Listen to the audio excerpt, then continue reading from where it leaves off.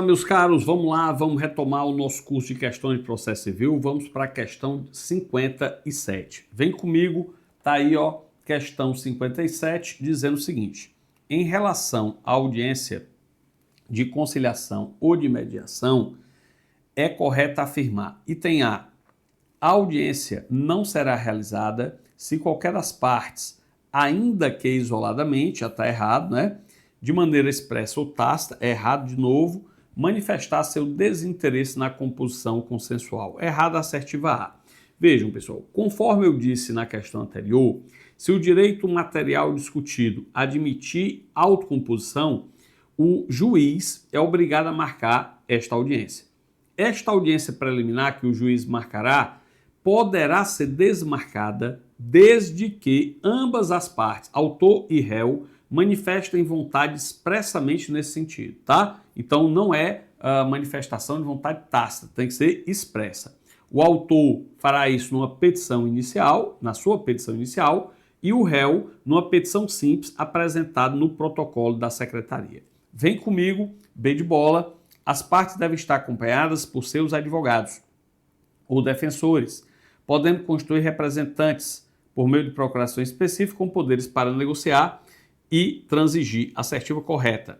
Realmente, a lei exige que as partes estejam na audiência devidamente representadas, assistidas por seus advogados, e se a parte eventualmente tiver que faltar, ela pode nomear um representante, obviamente com poderes para negociar e fazer acordos, transigir. Esses poderes, como escapam a mera atuação geral para o foro, exige previsão expressa na procuração. São poderes específicos, tá? B de bola correto, vamos para C de casa. A intimação do autor para essa audiência será realizada pessoalmente, tá errado. A intimação do autor para comparecimento à audiência deve ser feita na pessoa de seu advogado, tá? Pela publicação do Diário Oficial. Vem comigo, D de dado. Se houver desinteresse na autocomposição, o autor deverá apontá-la na petição inicial, cabendo ao réu fazê-lo na sua contestação. Errado. O autor realmente terá que fazer a sua manifestação de vontade na petição inicial, mas o réu não é na contestação, tá? Óbvio que o prazo da contestação, se houver audiência, só vai ocorrer posteriormente à audiência. Então, aqui não se fala em contestação. O réu, ele vai ter que manifestar a vontade em uma petição simples apresentada no protocolo da secretaria com pelo menos 10 dias de antecedência. Beleza? Vem comigo, item E, o não comparecimento injustificado do autor ou do réu, a audiência de conciliação, é considerado ato de litigância de má-fé. Está errado. É ato atentatório à dignidade da justiça. Não é litigância de má-fé. Dignidade da justiça. Sendo apenado com multa de até 5% da vantagem econômica. Está errado, não é 5%. É até 2% o valor da multa, tá? Em relação à vantagem econômica, o valor da causa, revertido em favor da União do Estado, aí está certo, mas a assertiva erra devido a esses dois pontos. 57, então, B de bola, vamos avançar para a questão 58, que é tema novo, resposta do réu. Diz a questão seguinte: Renata ajuizou ação de indenização por danos materiais contra Almeida, atribuindo-lhe a culpa por acidente de trânsito que resultou na danificação do seu automóvel. Em sua contestação, o Almeida alegou não ser parte legítima, nem responsável pelo dano, por não ser proprietário nem condutor do veículo que colidiu com o automóvel de Renata. Nesse caso, o juiz deverá... Ora, presta atenção aqui que a questão ela trata do Instituto da Correção do Polo Passivo. O CPC de 2015, dentre outras reformas, aboliu do sistema processual a nomeação autoria. Não existe mais previsão no CPC sobre a nomeação autoria. Sendo assim, sendo sempre que em sua contestação o réu afirmar que não é parte legítima da demanda, ele deve, sabendo quem é, indicar a parte legítima. Ele tem esse dever, sob pena dele responder pelos prejuízos causados à parte autora. Então ele vai indicar a verdadeira parte legítima. Diante desta indicação, o juiz intimará o autor para, no prazo de 15 dias, ele corrigir o polo passivo. Ou seja, ele substituir o réu pela pessoa que ele indicou ou ele demandar ambos em litisconsórcio, tá? Mas esta agora é uma conduta exclusiva do autor da demanda, como sempre deveria ser, né? Independe da anuência do réu. Então, o autor é que deve emendar sua inicial para substituir o réu ou demandar ambos em litisconsórcio. Claro que para o réu demandado indevidamente, né, se manifestar indicando a verdadeira parte legítima, teve que contratar um advogado, teve que fazer despesas e, portanto, é justo que o autor o indenize, tá? Esse é o mandamento legal. Então vamos lá. Item A. Deve o juiz julgar de plano a lide? Não. Ele deve oportunizar a correção do polo passivo. Então o A e o B estão errados nesse mesmo sentido. Ele não vai julgar a lide. C de casa também não vai julgar a lide, obviamente, né? Não vai julgar a lide. D de dado, vamos lá. Facultar a Renata em 15 dias, como eu disse para vocês, a alteração da petição inicial para a substituição do réu. Beleza, até aqui perfeito. Realizada a substituição, caberá a Renata reembolsar as despesas e pagar honorários ao procurador de Almeida. Perfeito, pessoal. Esse é o sistema. Veja, na substituição do réu ou correção do polo passivo, né? Nós temos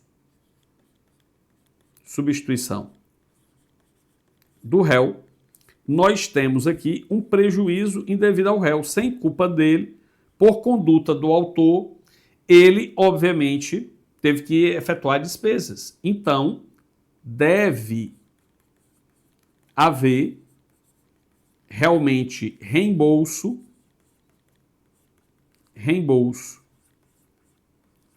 ao réu das despesas efetuadas. Ou seja, vai ter que, obviamente, reembolsar as despesas que ele realizou, mais os honorários advocatícios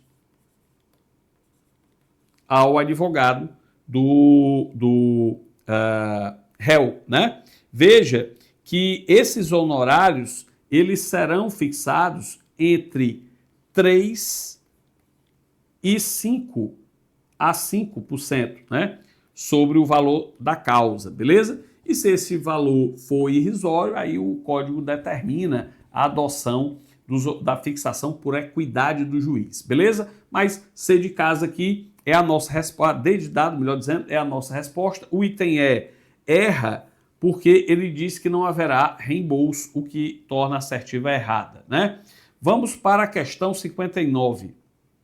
Considere os seguintes enunciados concernentes à contestação. 1.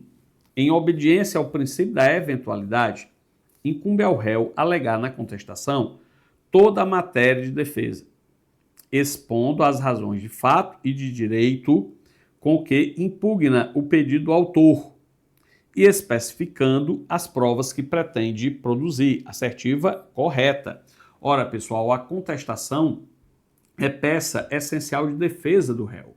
Então, observe que devido ao princípio da eventualidade ou do princípio da concentração, o réu tem um ônus processual de concentrar toda a sua matéria de defesa na contestação, sob pena de preclusão. E ele ainda deve especificar as provas na sua contestação. Ele tem o dever de especificar as provas na contestação. O autor não. O autor tem a faculdade na petição inicial, querendo de especificar suas provas, tá? Vem comigo. 2.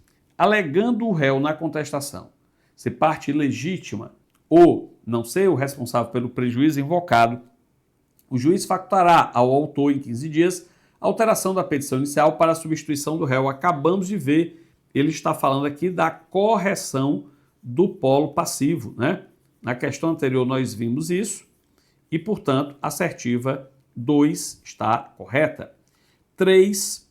Quando alegar sua ilegitimidade, incumbe ao réu indicar o sujeito passivo da relação jurídica discutida, sempre que tiver conhecimento, sob pena de arcar com as despesas processuais e de indenizar o autor pelos prejuízos decorrentes da falta de indicação. Correto também, pessoal, foi o que eu disse para vocês. Na correção do polo passivo, o réu que alega ilegitimidade, ele, sabendo, obviamente, quem é, tem o dever de indicar, sob pena de responder pelas despesas e também indenizar o autor pelos prejuízos decorrentes da falta de indicação. Beleza?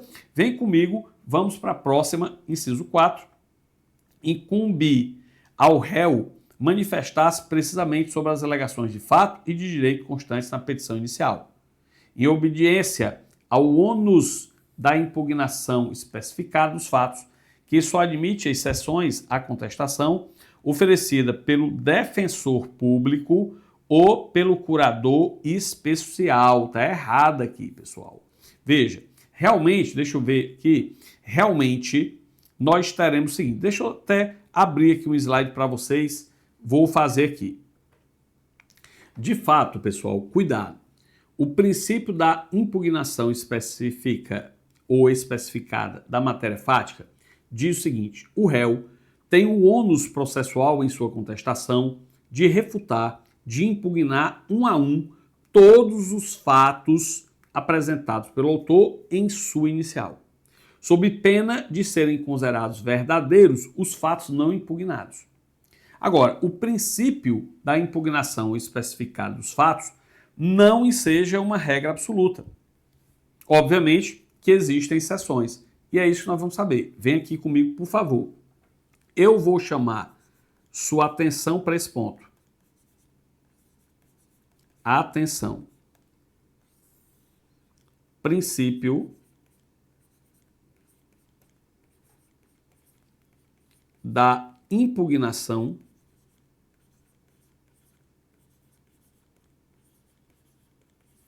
especificada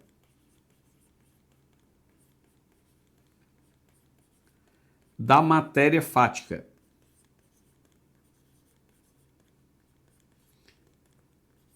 Esse princípio, ele possui duas classes de exceções. Você tem exceções objetivas, que dizem respeito à matéria, né? E subjetivas, que dizem respeito às pessoas. Veja que aqui nas exceções subjetivas a questão já erra, porque em verdade nós temos que essa regra da impugnação especificada da matéria fática, tá? Da matéria fática apresentada pelo autor na petição inicial, ela é excepcionada a figura do defensor público, do curador especial,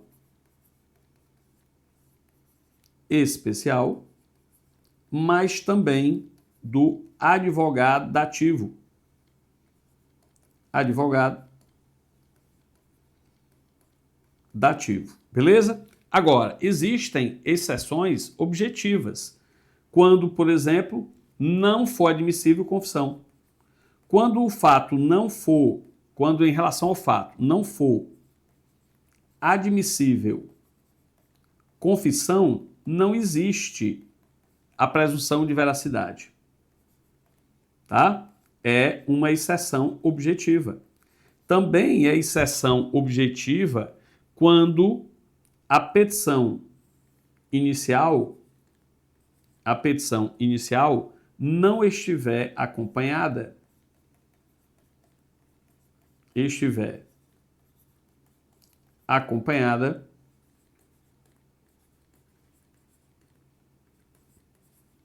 de instrumento, ou seja, da prova, né, de instrumento que a lei considerar da substância do ato, que a lei considere essencial. da substância do ato, né? Ou quando os fatos estiverem, última, né? Estiverem em contradição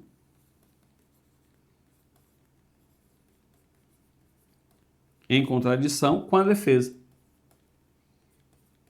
considerando o conjunto probatório com a defesa. Beleza? Então, observe que a presunção de veracidade sobre a matéria fática não impugnada não é para tornar verdadeiro um fato, obviamente, inverídico, mas por isso que existem essas exceções. Veja, são várias exceções, então a assertiva está errada quando diz que apenas se aplica a exceção do defensor público ou curador especial.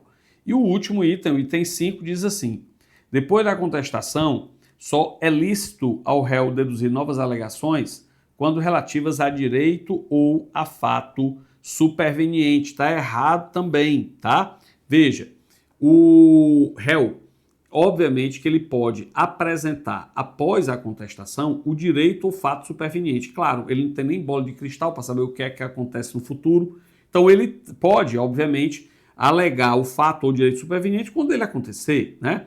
Mas também, pessoal, ele pode alegar posteriormente as matérias que não precluem, as matérias que são cognoscíveis de ofício pelo juiz. E mesmo aquelas não cognoscíveis de ofício pelo juiz que possam ser alegadas a todo tempo e em qualquer grau de jurisdição, como acontece com a decadência convencional, tá? Um exemplo daquelas que o juiz pode conhecer de ofício é a prescrição e a decadência legal, mas a decadência convencional também pode ser alegada posteriormente, após a contestação, porque pode ser alegada a todo tempo e em todo grau de jurisdição. Fechou? Beleza, então 4 e 5 estão erradas, 1, 2, 3 correta, assertiva C de casa, 1, 2 e 3, beleza? Vamos avançar para a questão de número 60, que trata da reconvenção. Lembrando aqui que a reconvenção, ela é demanda de contra-ataque, que pode ser utilizada pelo réu em face do autor, tá? O autor da reconvenção é chamado de réu reconvinte, e o réu da reconvenção é o autor reconvindo. Lembre-se que a reconvenção é uma ação independente da ação principal, tá? Então, a sorte da ação principal não interfere no julgamento da reconvenção. Ela não é demanda acessória. E a reconvenção pode ser utilizada pelo réu para exercer uma pretensão própria que é ligada, que é conexa ao ajuizamento da ação ou ao seu direito de defesa. Ou seja, em razão do autor ter ajuizado a ação em face do réu, surgiu para ele uma pretensão própria que pode ser exercida na reconvenção. Lembrando aqui, nessa revisão teórica, que a reconvenção, atualmente, ela deve ser apresentada como um capítulo dentro da contestação. Claro, quando o réu decidir contestar e reconvir. Quando o réu ele desejar apenas reconvir sem contestar, óbvio que ele vai poder fazer uso da reconvenção em peça autônoma. À luz disso, você tem que lembrar de algumas novidades trazidas pelo CPC em relação à reconvenção. Primeiro, hoje se permite litisconsórcio na reconvenção, tanto no polo ativo quanto no polo passivo. E também se permite demandar o substituto processual, porque foi uma evolução do sistema. Antes, a ideia é que só podia se demandar em reconvenção o titular do direito.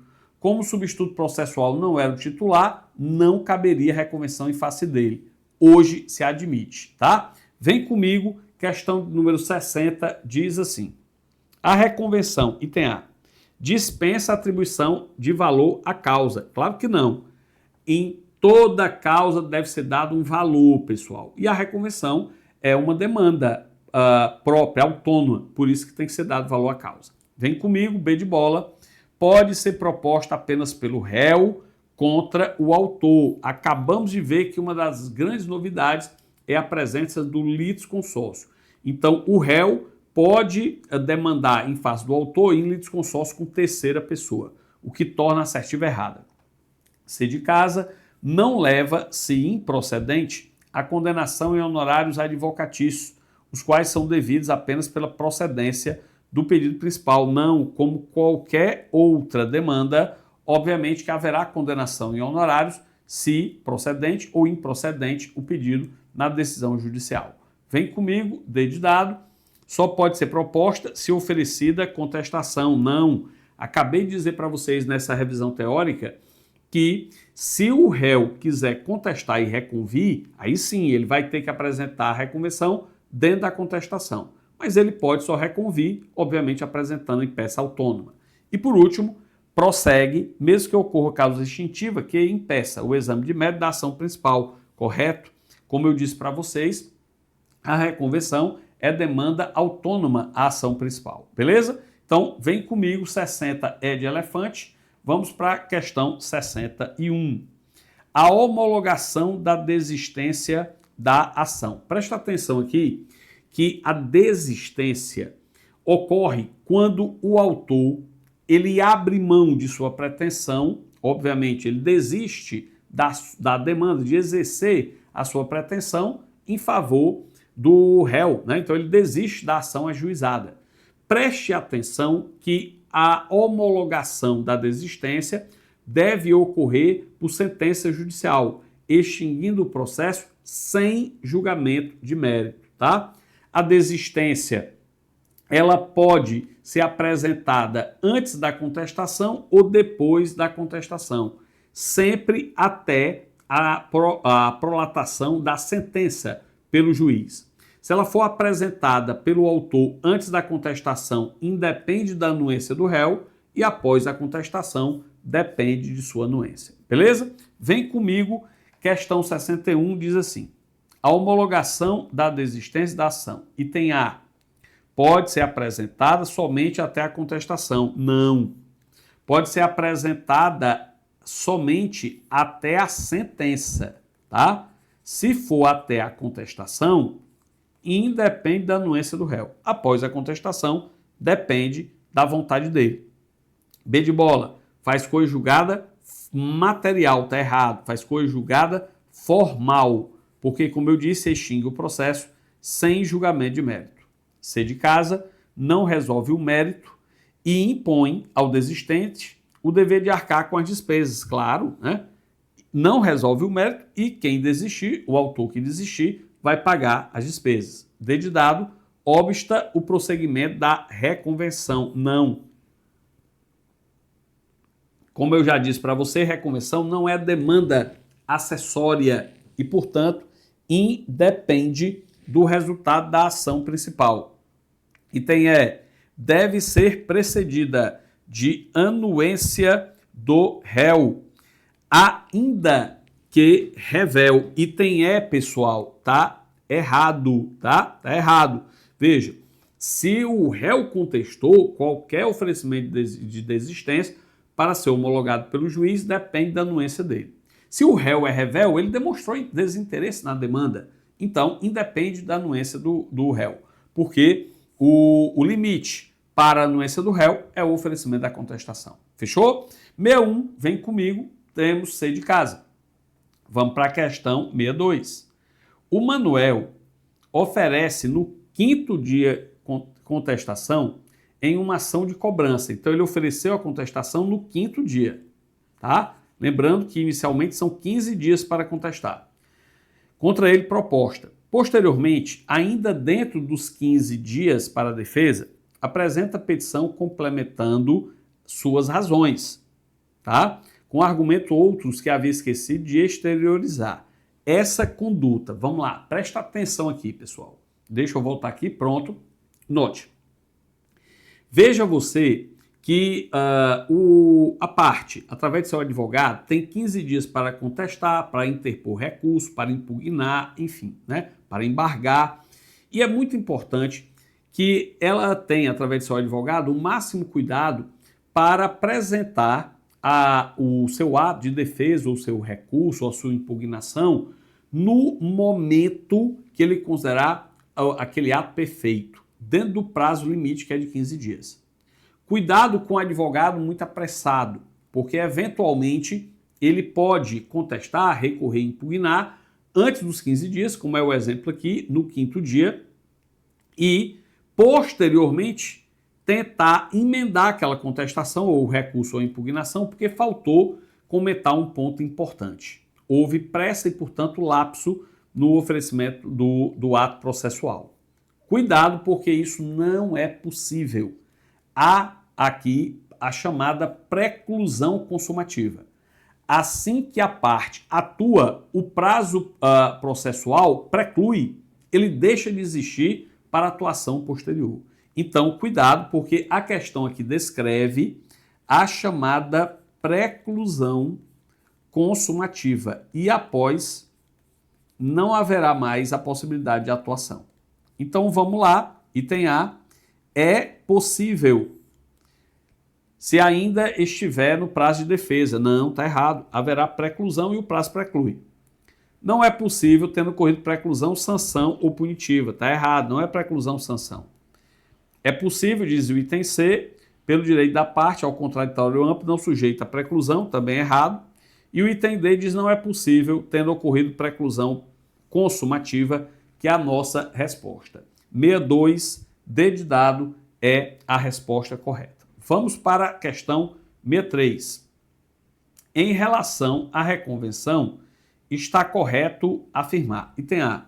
É lícito ao réu propor reconvenção na contestação ou por petição autônoma, para manifestar pretensão própria, conexa ou não com a ação principal ou com o fundamento da defesa. Conexa ou não, está errado.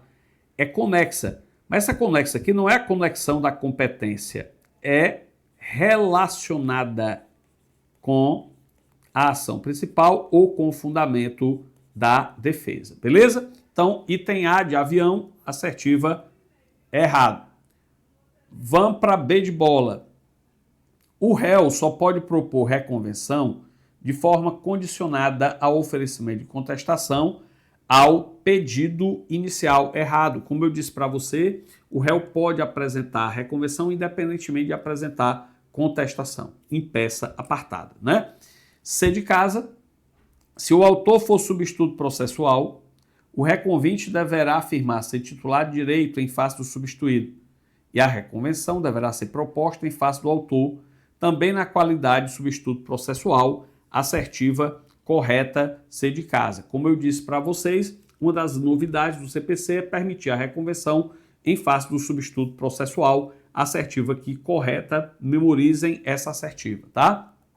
D de dado, a desistência da ação ou ocorrência de causa extintiva que impeça o exame de seu mérito obsta ao prosseguimento do processo quanto à reconvenção, haja vista seu caráter de subordinação ao pedido principal.